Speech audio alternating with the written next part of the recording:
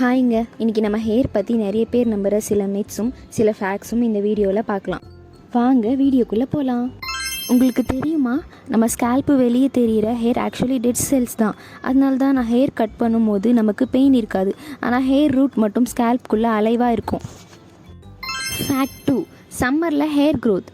சில ஸ்டடீஸ் பிரகாரம் சம்மர் சீசனில் ஹேர் க்ரோத் கொஞ்சம் அதிகமாக இருக்கலாம்னு சொல்கிறாங்க, ஆனால் ரொம்ப பெரிய டிஃப்ரென்ஸ் இருக்காது.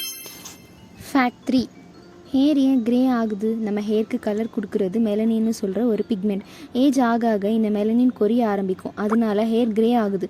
சில பேருக்கு ஜெனட்டிக்ஸ்னால சீக்கிரமாக ஹேர் க்ரே வரலாம். டேண்ட்ரஃப் பற்றி ஃபேக்ட் 4, டேண்ட்ரஃப் ட்ரை ஸ்கேல்ப்னால மட்டும் வராது. ஸ்ட்ரெஸ், ஆயிலி ஸ்கேல்ப், ஃபங்கல் க்ரோத்னும் பல ரீசன்ஸ் இருக்குது.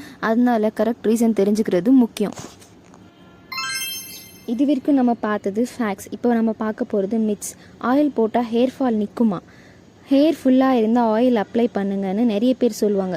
ஆயில் ஜஸ்ட் ஹேர் மாய்ஸ்சரைஸ் பண்ணுறதுக்கு மட்டும்தான் உதவுமே தவிர ஹேர் வளர்கிறதுக்கு இல்லை.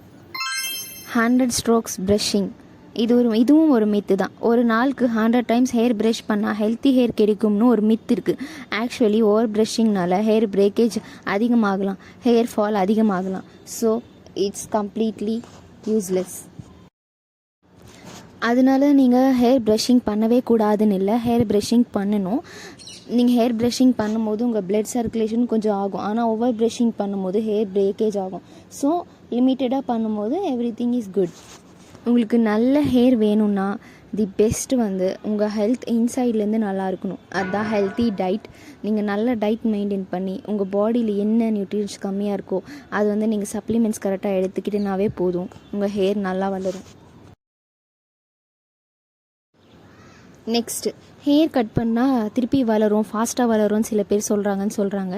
பட் என்னை பொறுத்தளவுக்கு ஹேர் கட் பண்ணி தானே ஆகணும். ஏன்னா எல்லாருக்குமே ஸ்ப்ளிட் எண்ட்ஸ் இருக்குது. அது கட் பண்ணால் தான் இருக்கிற ஹேர் ஆச்சு டேமேஜ் ஆகாமல் காப்பாற்றுறதுக்கு அது ஒரு தான் வழி. சரி, இது ஏதாச்சும் சரி ஓகேங்க, அவ்வளோதான். நெக்ஸ்ட் வீடியோ பார்க்கலாம். பாய் பாய்.